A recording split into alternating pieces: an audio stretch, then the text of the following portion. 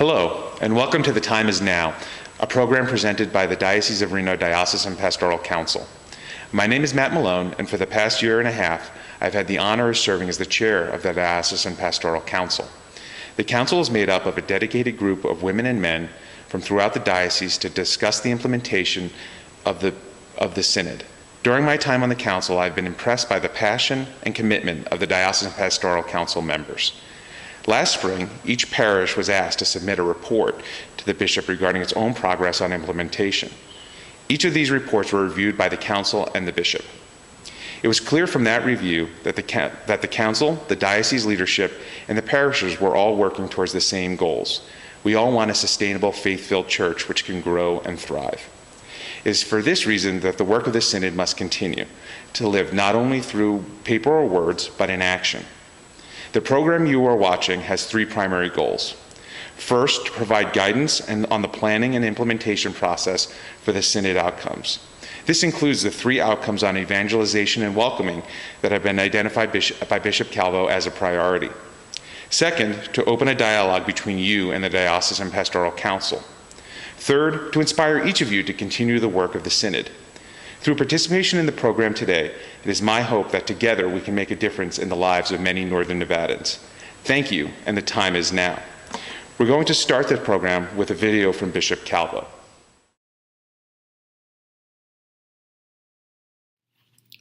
Thank you for being here as we continue the work of the Second Synod of the Diocese of Reno.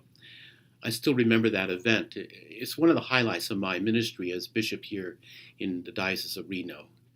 When we convened over 2 years ago, nearly 300 delegates from all our parishes gathered with enthusiasm, faith, and also commitment.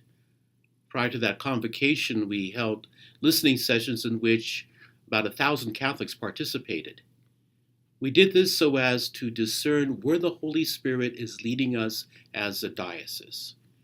From all that we heard and from the deliberation of the Synod, we mapped out directions of where we are going in response to the Spirit, and also the outcomes that we need to accomplish as we carry out the mission that Jesus Christ has entrusted to us as a church here in Northern Nevada.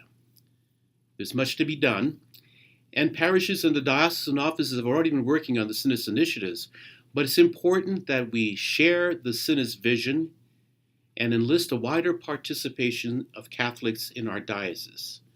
And that's why we've asked you to be here today. Thank you. And to start our presentation, we're going to go back and talk about the Synod. Some of you watching this may have attended the Synod, or you may have talked about the Synod in your parishes or with people that did attend. The Synod brought together over 300 clergy and laity from throughout the diocese together to discuss the issues that face the church. There were 8 initiative categories, and from that, we arrived at over 23 directions or goals and 79 outcomes. In a lot of ways, this is the most important slide in our presentation. It reminds us that the outcomes of the Synod were from the people. And you can see the images of some of the people that attended and how hard they worked over the time that they were at the Synod conference. So what did we learn from the Synod experience? We learned that the Holy Spirit is alive and at work throughout this church, that the people here in the Diocese of Reno have a lot to say, and that the members of the church desire a more responsive church that deals with the issues that we see in society today. Many of us are very happy with our parishes, yet we all recognize the need to change and improve, reach out for lost sheep. The Synod showed that there's a desire to do this and gave us some directions on how to do so. So while we know and recognize that there's a lot of incentive inside the diocese and a lot of motivation for change, we have to accept our reality, and we have our first reality check here today, which is that we need a plan. We know that 79 outcomes is overwhelming. We know that small steps can count, and we need to focus on those small steps to make actual progress. We also know that there's always changes to the challenges that we're facing. With a plan, we can hope to overcome these, and we can try and bring ourselves in the direction where we actually move to implement the outcomes from the Synod.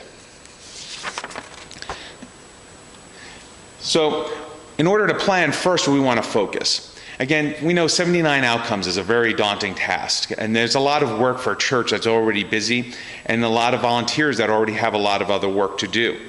So we asked, after the first year, the bishop went back and he thought about this, and he came out with some guidance for us both on the Diocesan Pastoral Council and for the diocese as a whole. And he wanted to focus on evangelization and welcoming. Evangelization is at the heart of the change we want to effect. And so there were 3 initiatives or 3 outcomes that the bishop asked us to focus on.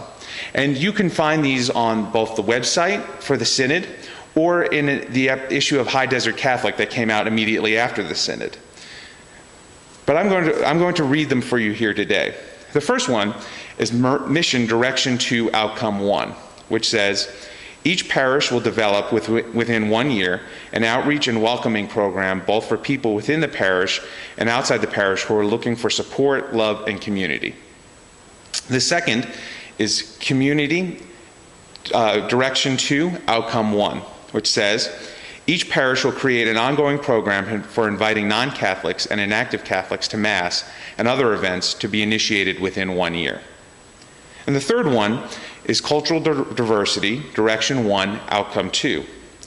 Based on its assessment of its cultural diversity, each parish within 1 year will develop a plan to address its cultural diversity, utilizing as a guide the principles, insights, and recommendations in Best Practices for Shared Parishes, published by the United States Conference of Catholic Bishops.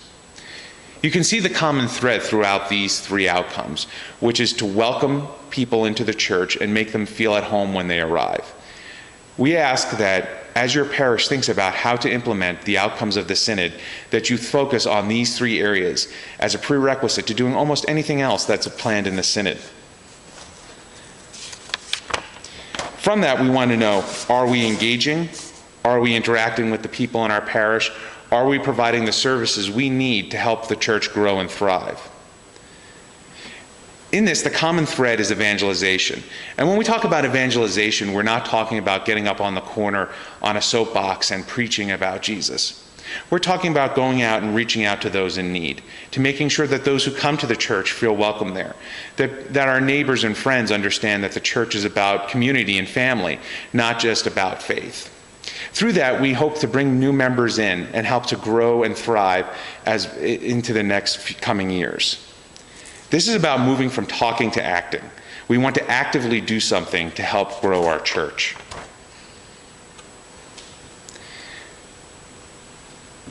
Why focus on evangelization?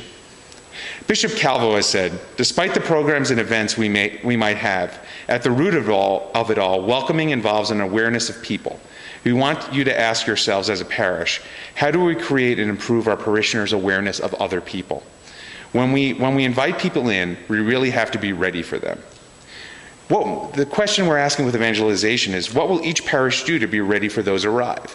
And we understand and recognize that each parish is different. Some parishes are rural, some are urban, some are bigger than others. Some, to reach out to people, you simply have to walk to the next door, and some you have to take a car for a few miles to drive and see others. But no matter what the challenges or differences are, there's still the common thread of how do you welcome those to your parish.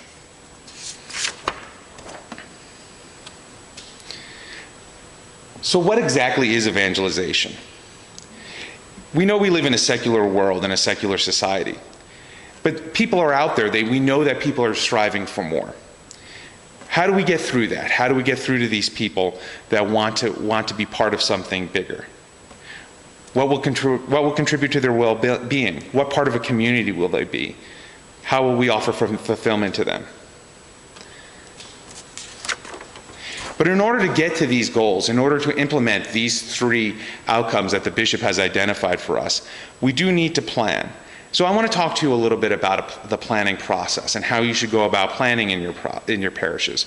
Because we know that even the best intentions without a plan generally fail. And with a great plan, we can move forward to implement these important initiatives. So what are the steps in planning? We know that the first step is assessment. Second is goal setting, the third is implementation, and the fourth is evaluation. By taking these steps into what you're doing, we know we can accomplish great things. So I want to take some time and go through each of these with you and help you and your parish plan on how to come up with a good plan. So the first step is assessment. So assessment is about seeing where you are. What have you done? What are you doing? What has worked and what hasn't worked so far? In reviewing the responses from the parishes, we at the Diocesan Pastoral Council and the bishop alike believe that the parishes are very good at assessment. We got great feedback from the parishes at the programs that are currently ongoing in the parish, what has worked, what hasn't, where people have turned out, and where people have decided to stay home. But it is an important part of your planning process that you first see where you are and where you've been. This is a close examination of the different things that have gone on in the past. Some examples we have on our slide here is that you hold a welcome to our parish barbecue by the Knights of Columbus. That is an assessment of where you've been, not a plan of where you're going. It's also possible that the celebrant asks at each Mass if there are any first-time visitors and welcomes them. These are different things that you may have done that are part of the assessment phase of a plan. Next, we get to the goal setting. In goal setting, we rely on what we call the SMART approach. And this is a very key portion of the planning process. With the goal setting, you're moving from the assessment, which is where you were or where you are, into where you want to go. Where do you want to take your plan? Where do you want to end up? There are resources available from the diocese, from the different ministries, the youth ministry, the lay ministry, that can help provide some background and ideas for the goal-setting process. But ultimately, goal setting has to come from the parish. It has to be those in the parish knowing their community that set the goals on how to implement the welcoming initiatives. So I want to talk to you now about the SMART approach. And I want to clarify, through these slides, we use a greeter ministry as an example, but that's just an example to help guide you. It really could be any idea that your parish comes up with to implement the 3 initiatives that have been focused by Bishop Calvo. So starting with the SMART approach to goal setting, you want the S. The S in SMART stands for specific. You need specific goals because you need to know what you're striving for. To simply say something along the lines of, we want to have a more faith-filled church, or we want to have higher attendance, is not specific. You want a goal that you can look at and say, we know whether or not this can be reached. So for example, you could create a greeter ministry, and one of the specific goals could be that greeters are present 30 minutes before Mass, or that they individually welcome each person who enters the church. This way it's not ambiguous as to what the ministry is supposed to be doing or what you're hoping to reach. The second step of the SMART approach is measurable. Measurable is important because you want to be able to check to see whether or not your goal has been reached. A measurable plan includes things such as having a certain number of greeters at each Mass and who are going to greet a certain number of parishioners. But a goal of making greeters more active would not be measurable. You can't really tell whether someone is more active or not. It becomes a matter of opinion. What you want to do is be able to measure with data and information whether or not you're meeting your goals. So it's important when you're setting your goal in the first place that the goal be measurable and have a mechanism for which you can learn about whether or not you're obtaining what you wanted to do. So the next step is whether or not the goal is attainable. Is it achievable? So an example will be, we'll have a greeter team of 2 greeters at every Mass. Now, depending on the resources in your parish and depending on what it is, this probably is an attainable goal. You could do it. There may be other goals that are set that are attainable that meet these outcomes. However, there's also times where people are talking about goals and they, just honestly speaking, set ones that are not obtainable. We're going to double the attendance of Mass within 6 months. That's probably not an attainable goal unless you know that there's a large group of people that haven't been attending Mass that you can immediately get them to come and attend. You want to set goals that are attainable, because to set goals that are maybe valuable or well-intentioned but can't be obtained really discourages people when you aren't able to reach it. You want to set goals that can be met. Small steps are needed to attain big things. And to take those small steps in setting your goals is an important step. Next, and related to being attainable, you want your goals to be realistic.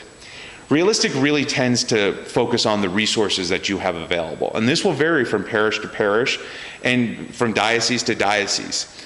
Different resources are always available. And certainly the resources that you have to consider include financial resources. Will you need money to do this? Where will the money come from? And how much do you have to spend? But being honest, we know that the most important and precious resource we have is people. And with a limited number of volunteers and a limited number of time for those volunteers who are balancing the work they're doing for their parish with the rest of their lives, we know we need to think very specifically about what resources we have and how we're going to take those people and put them into action. So you want to be realistic. Do you have the time do the volunteers have the time to do what you're planning? Do you have time to recruit additional volunteers? Who will do that recruitment? Where will they come from? So if, for example, you're going to have a plan on having 2 greeters at every Mass in 6 months, that may be both attainable and realistic, but you have to understand what resources you have and how you're going to make that a reality.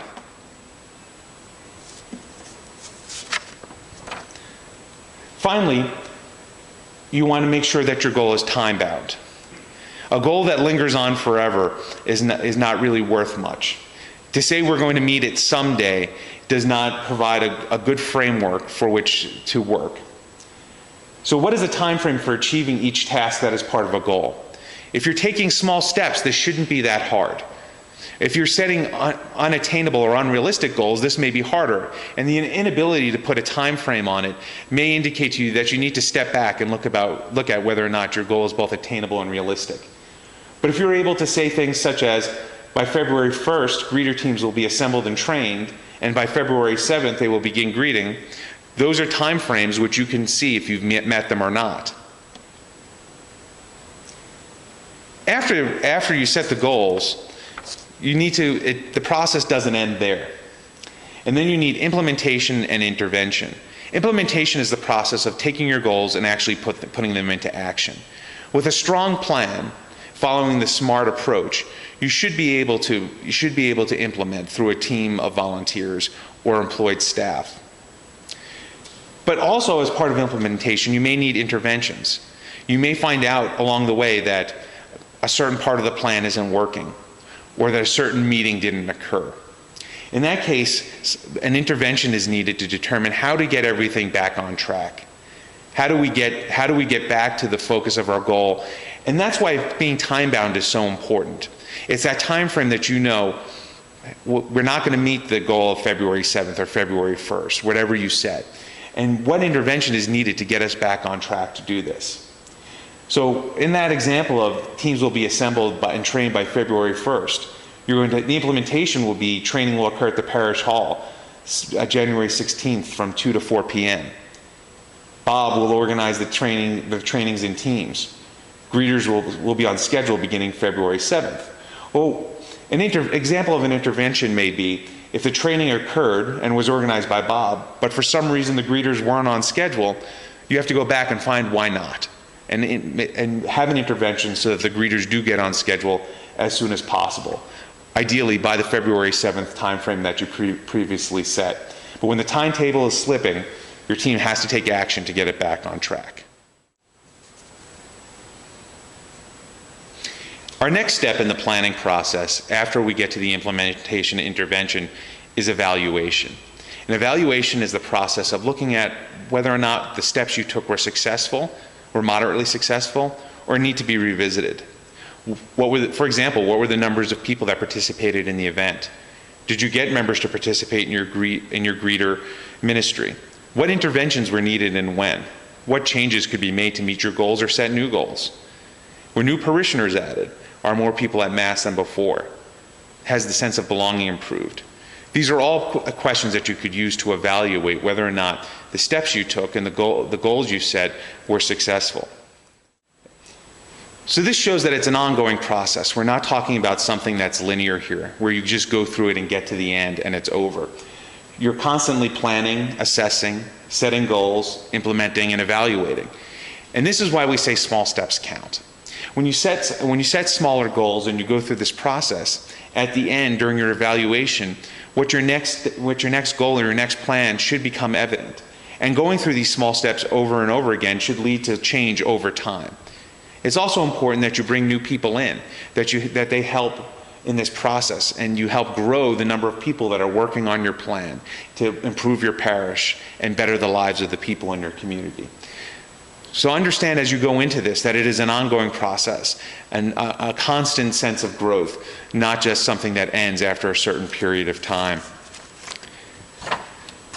So now that you understand a little bit more and have some skills about how to go through the planning process and what a good plan looks like, we need to talk about the fact that our second reality check is that planning is only a start. It's going to take a long time to see your efforts bear fruit. And this takes some patience and it takes faith. And it also takes people with heart and who are willing to put in the effort. But it is our intent to work together to start down the road of success. So we want to change what we're going to talk about right now to talk about how we can bring in good people and how you can see your role in this process grow. It is only through the good efforts of individuals that we can see a change. So I'm going to turn this over now to Debbie Larson, who's going to talk to you a little bit about recognizing what your role can be in making the changes in your parish. Hi, as Matt said, I'm Debbie Larson from St. Francis of Assisi Parish in Incline Village. I wonder if you're familiar with this quote up here from Pope Francis. It's from The Joy of the Gospel. As you can see, I find this a very inspiring book. You might want to pick it up if you haven't read it. The quote says, "The Holy Spirit works as He wills, when He wills, and where He wills. We entrust ourselves without pretending to see striking results. We know only that our commitment is necessary." I want to draw your attention to the last line. We know only that our commitment is necessary. That's because commitment is reality check number 3. A plan, even the smartest plan, won't get us anywhere without people committed to seeing it through. My guess is that you know about commitment. You probably show up to make sure that your parish ministries and activities happen. Perhaps you show up to teach.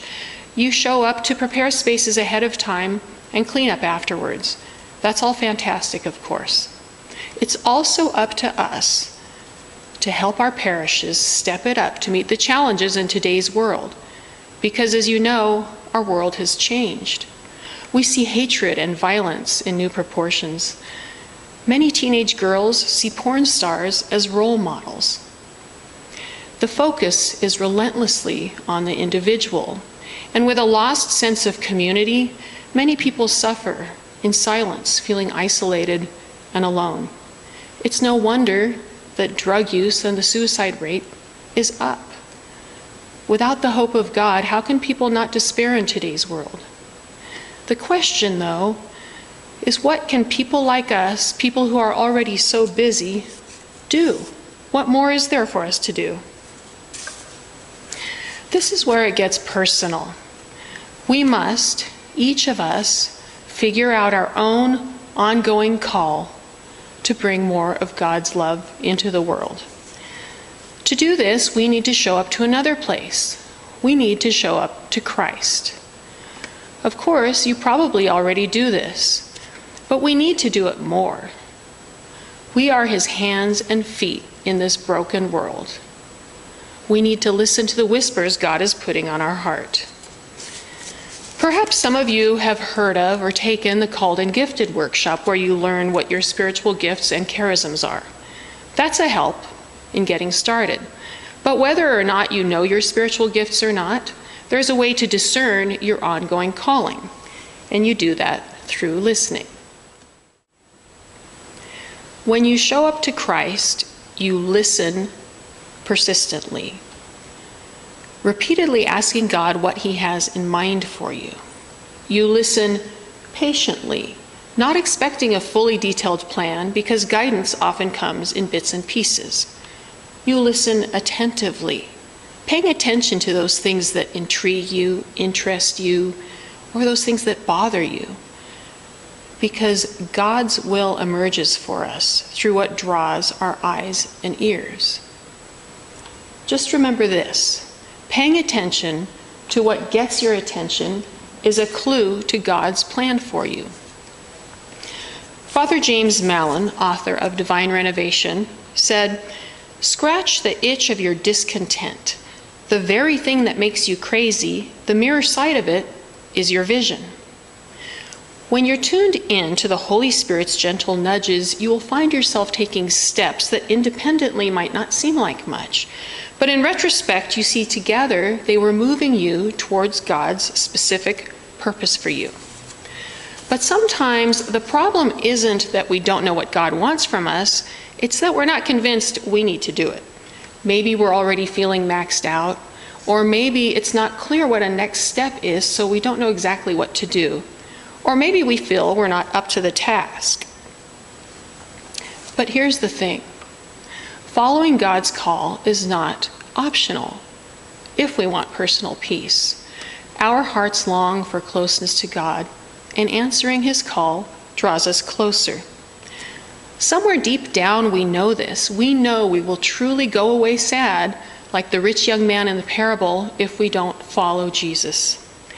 That means living the life we're called to isn't just about helping others, it's about helping ourselves.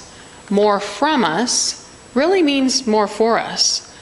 All God wants is our own deepest happiness.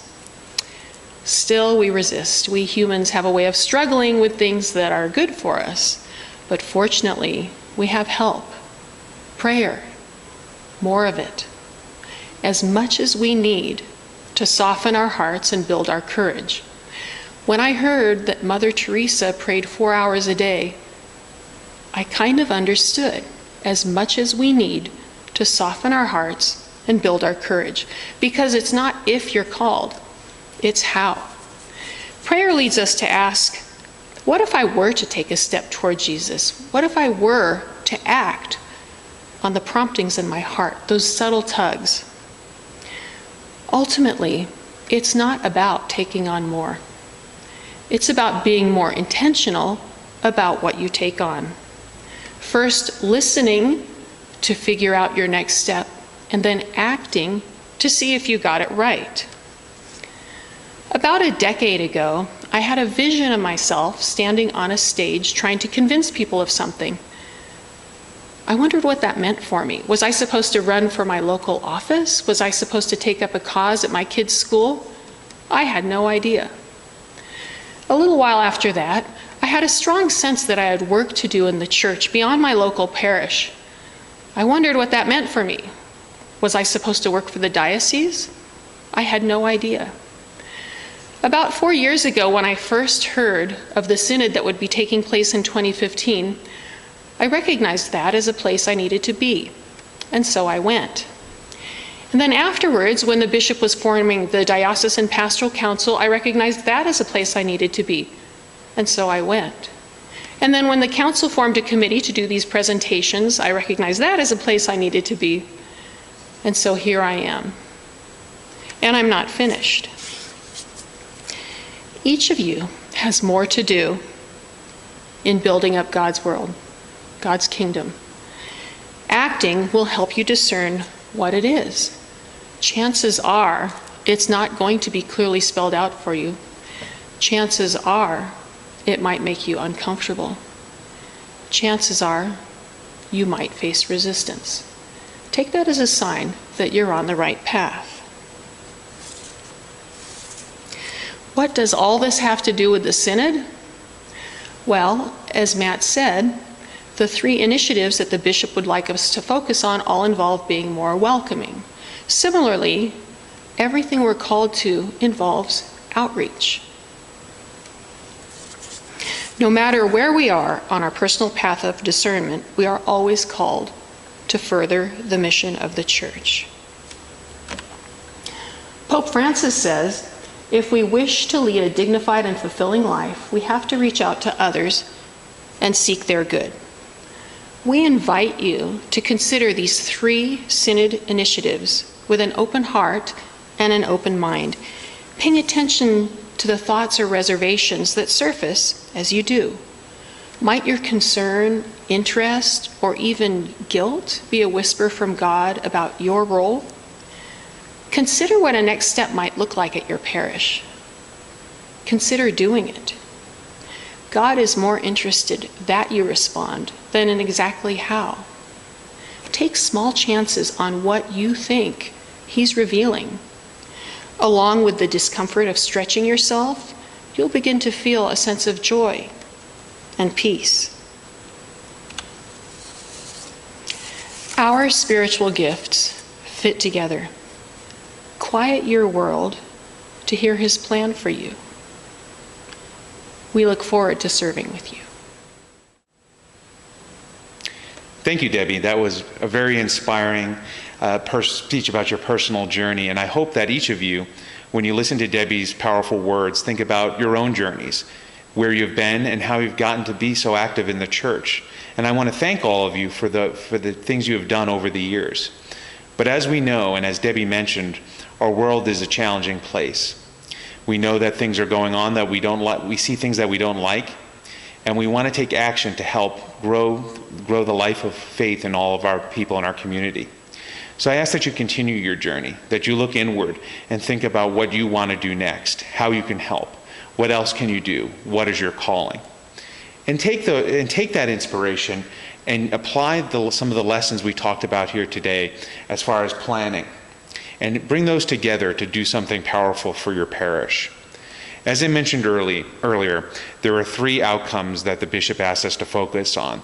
Those are Mission Direction 2, Outcome 1, Community Direction 2, Outcome 1, and Cultural Diversity Direction 1, Outcome 2. Again, these are available on the diocese website or in the High Desert Catholic magazine. And when you take those and you read those, listening in your heart for the message that Debbie asked you to think about, you can start to see how this process can come into play, how you can think about planning through assessment and goal setting to get to a plan that you can implement and evaluate that will lead to more and more that will benefit both your parish, your community, and you individually as you grow in your spiritual life. It starts here and it starts today. We named this presentation "The Time Is Now" because now is the time that all of us need to start to act. When you think about these things, some guidance that you may want to consider is list 3 things that would immediately make your parish more welcoming. What could you do? If you attend Mass, you know what works and what doesn't. But you need to sit and think and pray as to what would make your parish more welcoming. What marginalized group do you think your parish should focus on first? What outreach can you do? Who might lead your parish to further discussion on these topics? And when should you gather to discuss developing a plan to make your parish more welcoming? These types of questions will lead you to start your assessment phase of your planning process, which will lead into goal setting. But in order to do this, it starts with you and taking the steps that are next to do this. Figure out when you'll gather next, who will gather with you. If you know there's a group that goes to Mass at a certain time on Sundays, ask to meet after Mass, either at the parish, at the local coffee shop, or somewhere else. Having a time when people are already together or are already gathered is a good time to meet. And I suggest that you figure that out as soon as you possibly can. And once you get together with your group, narrow your focus from the 3 welcoming initiatives that we focused on today, we talked about today. Discuss the first steps in putting a plan together. Use the method of discernment of see, judge, act to guide your process. And more materials on that process are available from the diocese. And I encourage you to ask if you do not already have them. And then evaluate and document your process so subsequent groups in your parish can repeat your success. This is important because we need to share the work we're doing with others, and we need to allow it to grow. We want to make sure that what we do can carry on past us and inspire others to act. Finally, I want to thank you for participating today. I also want to thank Debbie Larson for coming and speaking to you as well, and hopefully inspiring many of you to act. I hope that we've given you good information, and we welcome feedback on what we can do in the future. The Diocesan Pastoral Council is a new organization. We've only been meeting for almost 2 years now, and we want to continue to grow as a group and provide more feedback and assistance to the parishes. I hope that you take these lessons that you've learned today and continue a new journey to implement the work of the Second Synod of the Reno. It was from the people that the Synod came, and the ideas of the Synod were from those 300 people that showed up from all over the diocese to discuss the issues facing the church today. It is now all of our jobs to take that great work and put it into action. The time is now. Thank you.